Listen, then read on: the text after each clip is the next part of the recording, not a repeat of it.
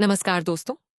आज मैं आपको कर्नाटक के प्रसिद्ध कुक्के श्री सुब्रमण्य मंदिर के बारे में बताने जा रही हूँ। अगर आपकी कुंडली में कालसर्प दोष है या आपके पंडित जी या गुरुजी ने आपको कालसर्प दोष पूजा करने की सलाह दी है, तो ये वीडियो आपके लिए बहुत उपयोगी होने वाली है। मैं आपको अपनी पूरी यात्रा का अनुभव शेयर करूंगी। बुकिंग कैसे करें, कब पहुंचना है, पूजा कैसे होती है, क्या नियम है, कहाँ खाना मिलता है, क्या पहनना चाहिए और किन बातों का ध्यान रखना चाहिए। तो चलिए शुरू करते हैं। सबसे पहले पूजा की बुकिंग कैसे करें। इस पूजा की बुकिंग ऑनलाइन होती है। आप कुक्के श्री सुब्रमण्य मंदिर की आधिकारिक वेबसाइट पर जाकर आसानी से अपनी बुकिंग कर सकते हैं। मेरा सुझाव रहेगा कि आप पहले से ही ऑनलाइन बुकिंग कर लें, क्योंकि मंदिर पहुंचने के बाद तुरंत बुकिंग मिलना मुश्किल हो सकता है। जब हमने पूजा की थी तब इसकी फीस लगभग 4,200 रुपये थी। एक बुकिंग में एक ही परिवार के लगभग 4 से 5 सदस्य शामिल हो सकते हैं, इसलिए पूरे परिवार के लिए एक बुकिंग ही पर्याप्त होती है। हमारी पूजा शनिवार और रविवार की थी, इसलिए हम लोग शुक्रवार शाम तक पहुंच गए थे। अगर आपकी भी पूजा बुक है तो कोशिश करें कि पूजा शुरू होने से एक दिन पहले शाम तक पहुंच जाए। इससे अगले दिन किसी भी तरह की भागदौड़ नहीं करनी पड़ेगी। पहुंचने के बाद क्या करना है? जैसे ही आप मंदिर के पास पहुंचेंगे, आपको लेफ्ट साइड में एक इंफॉर्मेशन सेंटर दिखाई देगा। वहां जाकर अपनी ऑनलाइन बुकिंग की रसीद दिखाइए। वहां से आपको एक सीरियल नंबर दिया जाएगा। यही नंबर आपकी पूरी पूजा के दौरान बहुत महत्वपूर्ण रहेगा। यज्ञशाला में आपके इसी नंबर के अनुसार एक बॉक्स या स्थान निर्धारित रहेगा जहां आपको बैठना होगा।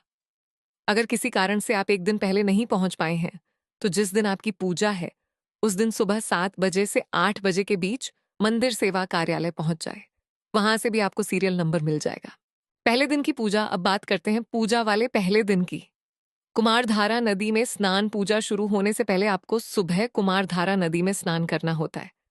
कोशिश करें कि सुबह 6 बजे से 7 बजे के बीच नदी पहुंच जाए। स्नान करने के बाद आप वहीं कपड़े बदल सकते हैं या अपने होटल जाकर भी बदल सकते हैं। इसके बाद सबसे पहले बाहर से श्री कुक्के सुब्रमण्य स्वामी जी को प्रणाम करें। फिर आदि सुब्रमण्य मंदिर के भी बाहर से दर्शन करें। इसके बाद आपको लगभग 8:30 बजे तक यज्ञशाला पहुंच जाना है। यज्ञशाला का मुख्य द्वार लगभग 8:30 बजे खुलता है। यज्ञशाला में आप आपकी रसीद पर जो सीरियल नंबर लिखा होगा उसी नंबर वाले स्थान पर जाकर बैठ जाइए। मान लीजिए आपका नंबर 91 है, तो आपको बॉक्स नंबर 91 में बैठना होगा। पूरी यज्ञशाला को 4 भागों में बांटा गया होता है।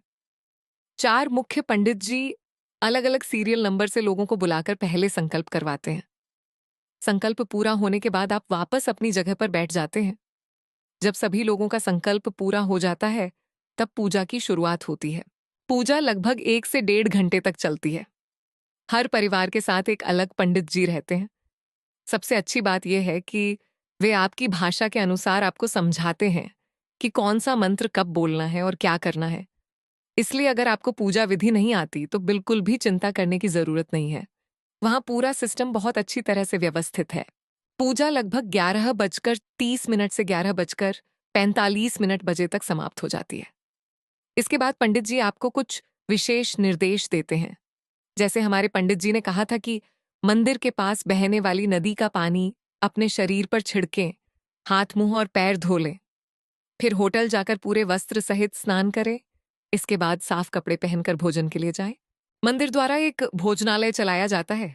यहाँ पूरी तरह सात्विक भोजन यानी बिना लहसुन और प्याज का भोजन मिलता है। भोजन का समय लगभग 12 बजे से 2:30 तक होता है। वहां आपकी रसीद देखकर आपको बैठाया जाता है। केले के पत्ते पर भोजन परोसा जाता है। हमें चावल, सांभर, सब्जी, पायसम आदि प्रसाद स्वरूप मिला था। शाम को फिर से मंदिर जाना होता है। पंडित जी आपको बताते हैं कि मुख्य मंदिर की 3, 6 या 9 परिक्रमा करनी है। हर पंडित जी का निर्देश थोड़ा अलग हो सकता है, इसलिए वही करें जो आपके पंडित जी बताएं। इसके बाद आदि सुब्रमण्य मंदिर की भी बाहर से परिक्रमा करनी होती है। ध्यान रखें कि मंदिर के अंदर नहीं जाना होता, केवल बाहर से ही परिक्रमा करनी होती है। शाम का भोजन शाम 6 बजे से 7:30 के बीच मंदिर की ओर से फिर भोजन दिया जाता है। पूजा के दौरान आपको बाहर का खाना नहीं खाना चाहिए। मंदिर में ही सात्विक भोजन करें। वहां चाय और कॉफी भी उपलब्ध रहती है।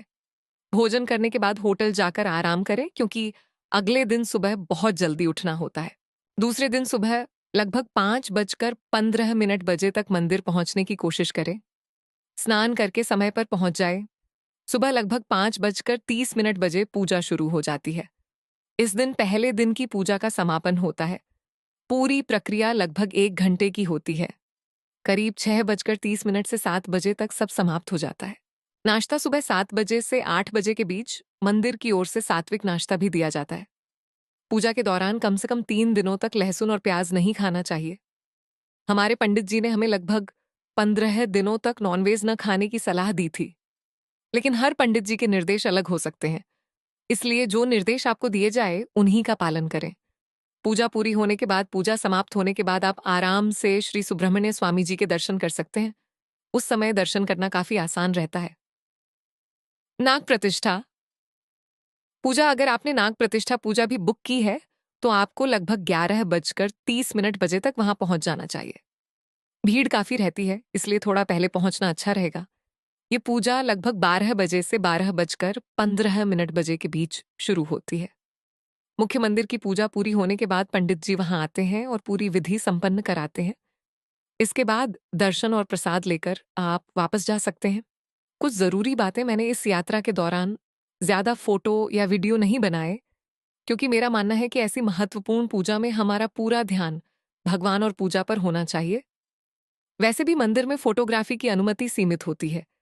इस वीडियो का उद्देश्य सिर्फ इतना है कि जो लोग पहली बार कुक्के श्री सुब्रमण्य मंदिर आ रहे हैं, उन्हें पहले से सही जानकारी मिल जाए।